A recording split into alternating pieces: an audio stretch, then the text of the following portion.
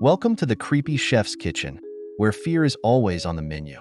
Tonight's special, stories seasoned with scares and garnished with goosebumps.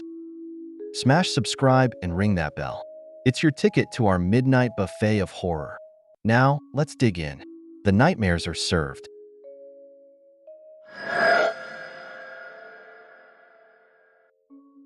When I was 17 and a foster kid living in Oakland, the family I stayed with had this old, typical San Francisco-style two-story house with wood floors.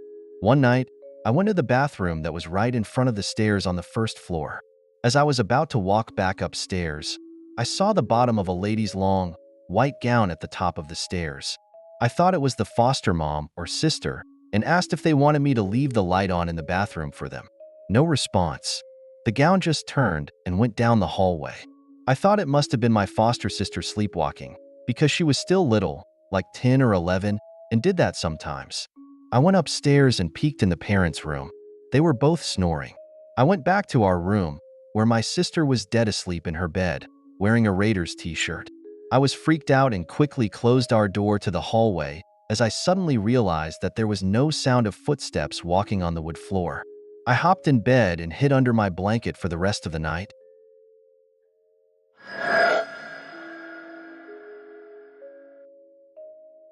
As a kid, I grew up on a street that was newly developed.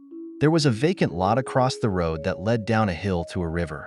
I had a recurring nightmare that me and my brothers were in the lot picking up rubbish.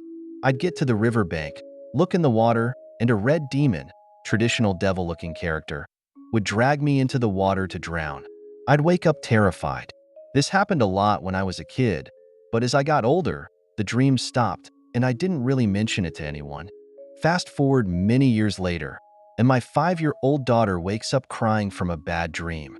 I comfort her and ask her if she wants to tell me what the dream was about.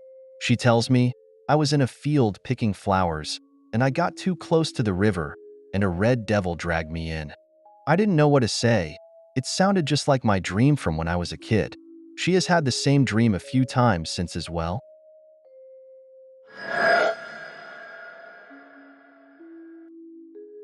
I have been a nurse for over 20 years. I've had plenty of weird, creepy experiences, but this one still chills me. I had 2 older patients that I was taking care of, one in room 304 and one in room 305. If there wasn't a wall between their rooms, their headboards would have been butted up to each other. The gentleman in 305 was completely nonverbal. He didn't talk, he didn't respond to any stimuli. His pupils were fixed and staring. He was physically still alive, but mentally not there at all. My patient in 304 was basically there to die, but she was completely alert and oriented. Suddenly, in the middle of the night, she took a turn for the worse. She was struggling to breathe, panicking, begging for help but adamant that we don't do anything to save her from dying. I turned up her oxygen, called the doctor to get orders, then started doing what the doctor ordered to try to get her comfortable again. While I was administering meds, my nurse tech came to the bedside next to me. In an incredulous voice, she said, "You have got to go see room 305." I had another nurse stay with my patient in 304 and headed to 305. I heard him before I even walked in. He was singing in a loud, shaky, but beautiful tenor, singing about meeting God at the pearly gates and going home. I slowly walked into the room and said his name. No response. He kept singing. I grabbed his leg. No response, still singing. I gently shook his arm, but he still did not respond to me at all. He was just laying in bed, staring out at nothing and singing hymns about going home to heaven. I stood and listened for a few seconds, but I eventually went back to my dying patient. After about 25 or 30 minutes, she took her last breath. I set about doing all the things I needed to do after a death, but remembered my patient in 305. I went to his doorway, and all I heard was silence. I peeked my head in and looked at him. He was laying there, as usual, staring out at nothing, completely silent. Once my other patient passed, he stopped singing, and I never heard him make another sound the rest of the time I cared for him. I found the whole situation kind of beautiful, but it still freaks me out.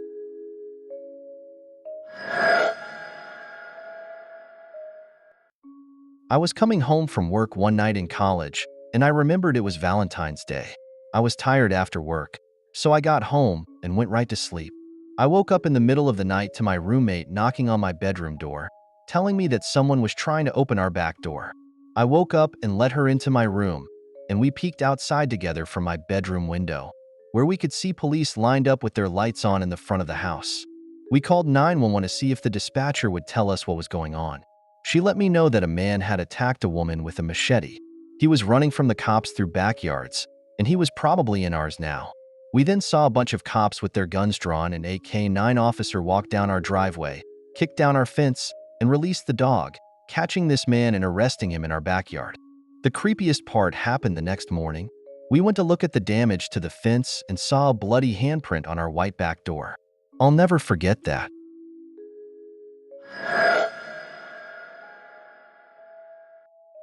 I was on a plane flying from NYC to LA in February of 2020. I had fallen asleep and had the wildest dream.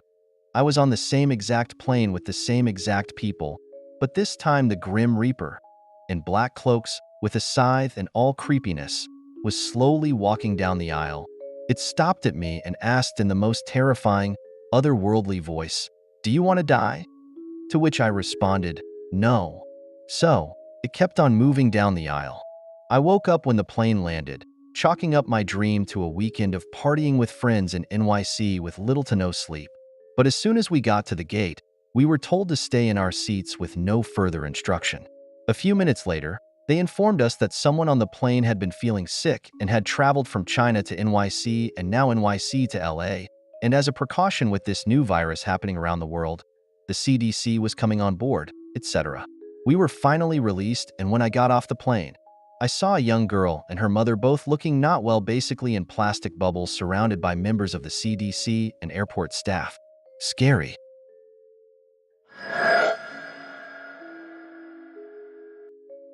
My fiancé went asleep, and I stayed up for a bit scrolling on my phone.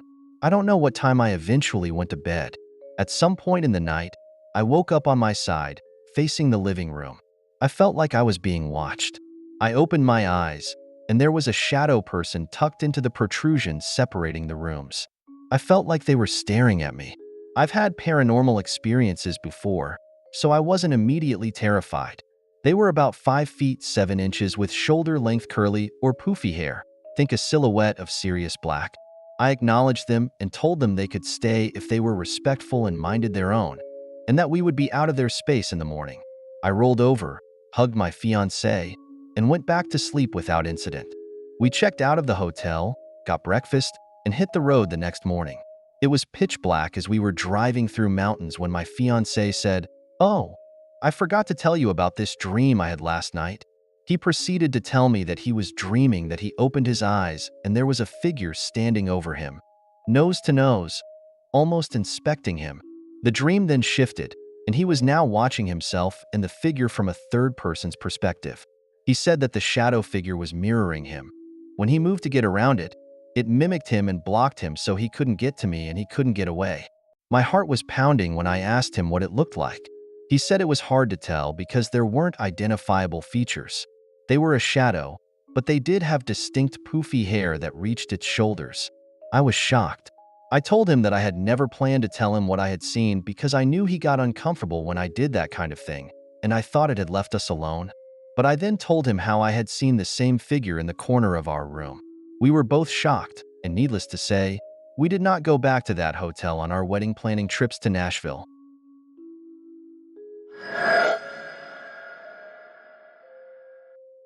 I lived in a very old house close to where the Gettysburg battles were fought. The city is rich in history. When I was sleeping, I would hear someone call my name during the night. One day, I noticed a small boy in the corner of my room, dressed in Civil War type clothing. My guinea pigs would jump and make noise when he'd go near their crate, confirming what I was seeing. I never said anything to my parents at the time, but years later, I mentioned it, and they described seeing the exact same boy I was seeing, too.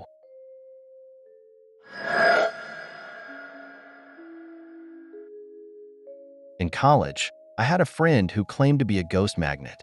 One night, we made a plan to explore the attic in one of the campus buildings that I had found accidentally unlocked in an old Victorian mansion.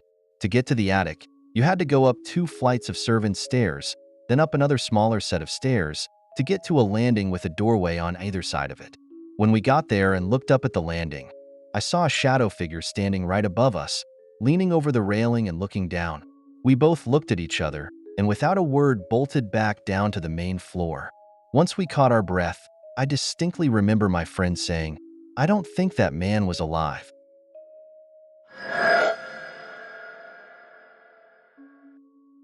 I was cat-sitting for a neighbor who lived in a giant bicentennial Victorian house that she had filled up with a lot of random junk. It happened to be one of the first homes built in our town. I made my brother come with me because the house felt weird when I was there alone. I finished up the cat-sitting chores I had to do, and my brother insisted we look around the house a little bit, mostly because it still had a lot of the original design and features. We didn't want to disturb the house too much, so we decided to just look around the first floor.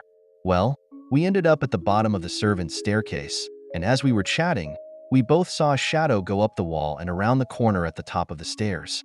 It looked like someone walking around. So we went up the stairs and, of course, didn't find anyone. But as soon as we turned into the hallway, we could smell something burning. We followed the smell to one of the bedrooms, where we found a lamp with no shade on, knocked over onto the floor. It had already burned a small hole into the carpet.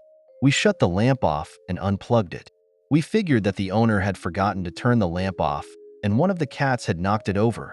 The room was filled with books and magazines, and had we not followed the shadow up the stairs, the house almost certainly would have burned down very quickly, with all of the homeowner's possessions and pets left inside.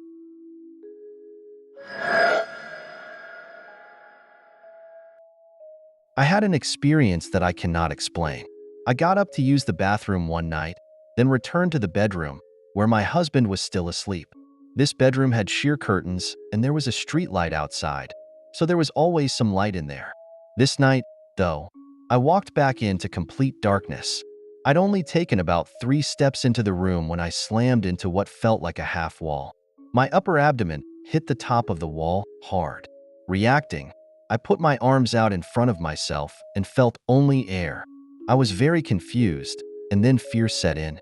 I was in utter darkness and quickly realized there was absolutely no sound at all. I could not imagine what I had walked into, as the only thing ahead should have been the low, soft foot of my bed. I slowly lowered my arms and felt the top of the wall, then over and behind the thing. It was thin, and the other side had a rough texture. No idea what it was. Nothing in my room would have been there or felt like that. This had all happened in just a few seconds. I suddenly didn't know where I was. It certainly didn't seem to be my bedroom. My desk should have been a few feet to my left, so I carefully stepped sideways and reached out to feel for it. There was nothing there. For a moment, I was too scared to move again. For some reason, I was afraid there would be no floor. Finally, I forced myself to turn around, back toward the door I had just entered. When I did, I could only see a few faint, sort of glowing lines where the door frame should be. Not the whole outline, just a few little bits. The light switch was next to the door, so I made myself step in that direction, reached out, and felt the switch. I flipped it, and the ceiling light came on. The bedroom was completely normal, and my husband was there in the bed, snoring loudly. I just stood there, shaking. A minute later, my husband opened his eyes and asked me why the bright light was on. I told him what had happened. When I told him about walking into what felt like a wall, I pointed to where my stomach had hit it, and he told me he could see the spot. I looked in the mirror and saw a deep red mark right where it had hit. By the next day, it was a purple bruise.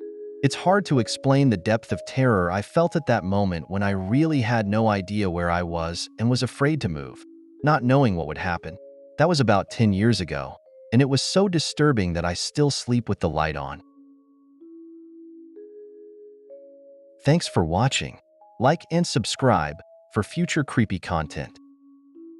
If you would like to submit your own stories, email creepychefmedia@gmail.com.